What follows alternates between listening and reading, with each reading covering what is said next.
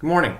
So I wanted to touch on these traces that you provided here with the pre-notch debug set. So the first thing you want to do is go into Black Box Explorer and go into Graphs, and you're going to want to add a new custom graph. And then when you add that, it'll be added down at the bottom here. You have to select the fields. So now that you have your debug set to Knotch, you can go ahead and select that debug Knotch. If you would set your debug to Gyro, you could go in here and do the same thing and select debug. It would equal Gyro. Gyro is going to give you the noise on your quad prior to any soft filtering whatsoever. Knotch is going to give you the noise that Gyro is seeing after the low pass filters but prior to the notch filters. So I'm going to go ahead and select debug Knotch. You'd hit save, and then you can see it adds the pitch, roll, and yaw access. So I've already done that. To clean things up a little bit, you can move these around. You can just grab them, drag them, move them around, and then you can rename them as well. So I'm going to go ahead and remove that one just because I already have it added here. Hit cancel, close this thing, and do this again since I was kind of moving things around a little bit. Move that graph, hit save.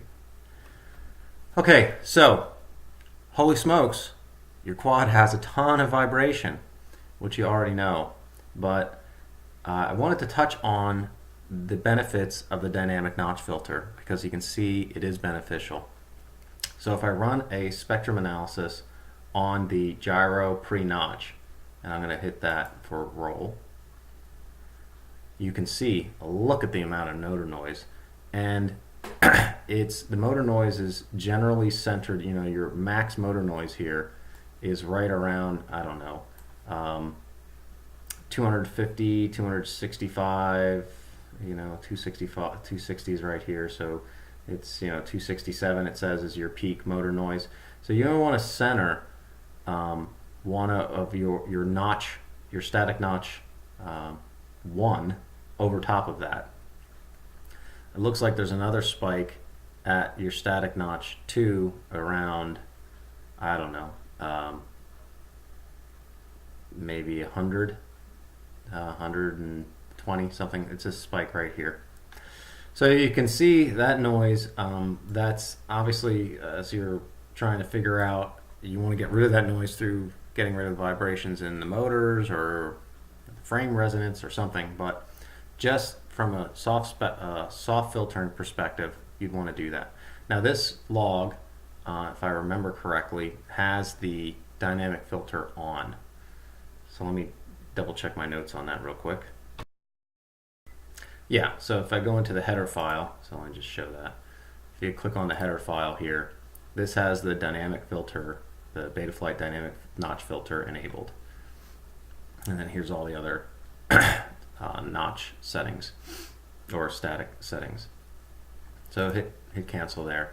So let's look at how well the soft filtering is doing, because this is this is the noise after the low pass filters, which are here, the Gyro low pass and the D-term low pass, but the prior to the notch filters, not the static notch 1 and 2 and dynamic notch and acting on it. So I'm going to go into my Gyro roll. So you can see, look at, wow, really cuts it down, cuts the motor noise down, but there is a spike here yet. You can see this peak here and this peak here as well are still remaining, and that's what's getting through and causing your weird fight characteristics. That and all this noise up here yet, that's prior to the low pass filter. So this noise up here is particularly troublesome because this gets this is closer to actual motion. This noise down here at the very end of the spectrum, this is the quads moving, so that's normal. And as the noise that's closest to it can be misinterpreted that as motion commands or motion on the quad, so then it's more troublesome than the higher noise. But the higher noise also, it's really all troublesome, but if you had to categorize it, the lower noise is more difficult. So that's with the dynamic filter on. Let's go ahead and flip over and look at the dynamic filter off. So the graph 43, or the run that has the 43 at the end, has the gyro filter off. Let's go confirm that, or the dynamic notch filter turned off. And let's go ahead and look at pre-notch. So you can see same scenario here, ton of noise. A little bit higher, maybe you could say, motor noise. So that could be skewing the bias here, but you're still getting around 260, in the 260 hertz for your peak motor noise, and then another spike down lower here, down near 120, something like that. You have to look into that. I guess it would be around 130 if this is the gyro notch cutoff. It's around 130, so this would be a little north of 130. So anyways, let's take a look at that.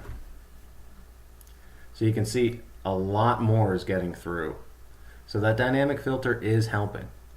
It's helping tamp down some of this noise. Ultimately, it's just too much noise. You need to try to get rid of the physical noise, vibrations and whatnot, which I know you're working on. But that dynamic filter being on is not hurting anything, it's helping.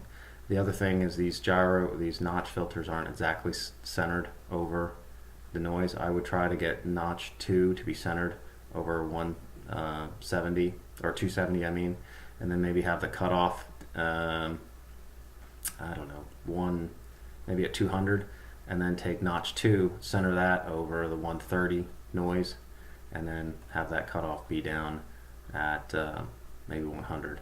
The other thing you could do is you could mess around with lowering these low pass filters even more. The D term, not so much. That D term is applied to after the PID loop, so it's not directly, you're not seeing that on these noise graphs.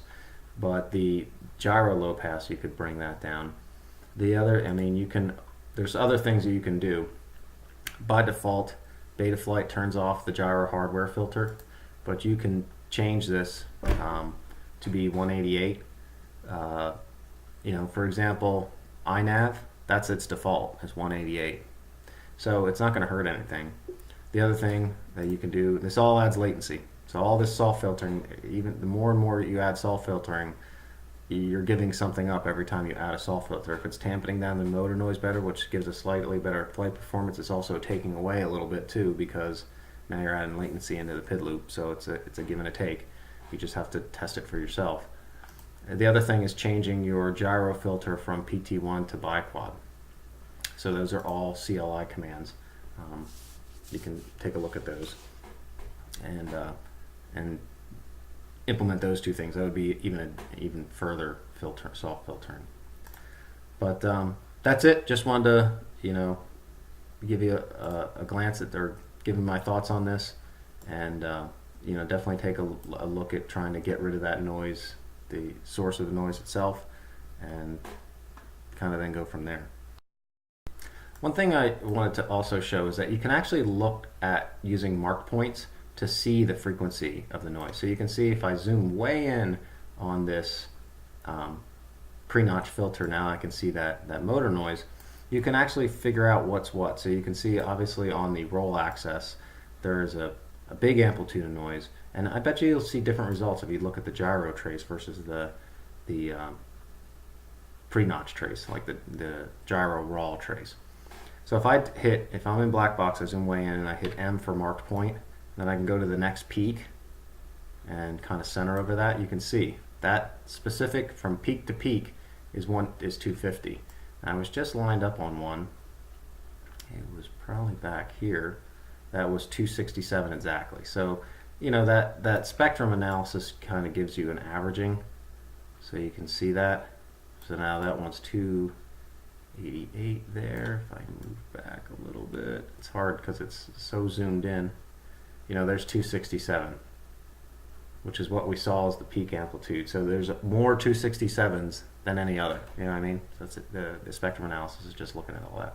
But you can specifically see certain ones, and then you can look at your pitch axis here has a bunch of noise, and even your yaw. There's also a low pass filter for yaw as well. So you can low pass filter this thing to death, but it adds latency all the way around. But it's there. You can use it. So let me pop over to Betaflight quick, and I'll show you where you can turn on those other two things for the gyro to turn on the hardware filter within the gyro, and also where you can turn and change it from PT1 to biquad. I don't know if you want to do those or not, but it's an option. You should know about it. Alright, so connecting in Betaflight to your quad, you will then go down to the CLI command, and from the CLI command, wait for it, you can type get, this thing's having a great time, get gyro. And that will give you all the gyro commands that are available. So from here you can see I can change my gyro low pass filter from off, and I have different hertz frequencies here. So this is the same thing that is in the low pass filter for Betaflight. So the lower you go, or the soft filtering I mean, the lower you go, the closer you're moving that down on the spectrum analyzer there. So if I go to my spectrum analyzer, so they have it set at 188. The higher that low pass filter, the lower the latency is on the quad and the PID loops, you know, and so on and so forth. So, but obviously setting it at 188 would be up here for a hardware low pass filter. I mean, maybe it would help with this spike. It probably would help with this spike, honestly. So you could try that and it not be too much latency, or as you bring that lower, then if you bring it down into here, then you're going to start helping with this noise and everything after it. So something to play with.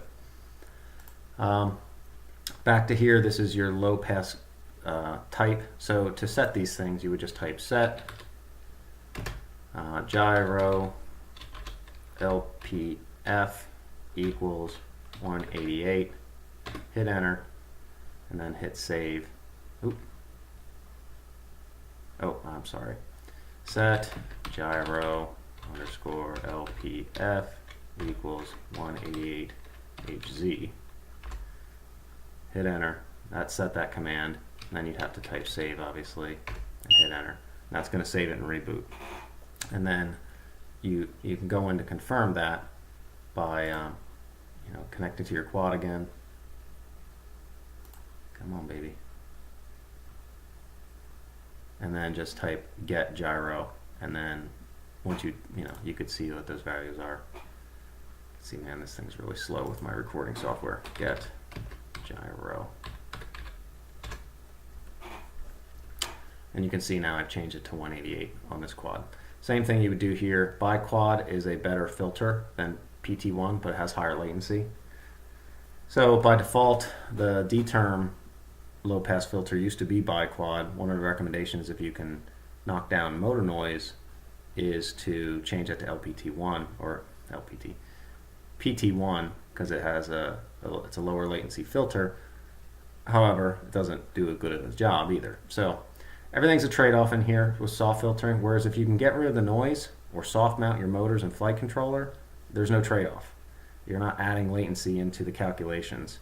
It's just, through that act of the soft mounting, that noise doesn't make it from the motors down into the arms and up into your flight controller. So that's the way you want to go first.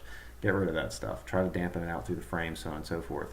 But worst case scenario, there's a lot of options here for adding a lot of soft filtering to your quad. Okay, well, I think that's a long enough video. Thanks, and I hope this helps. See ya.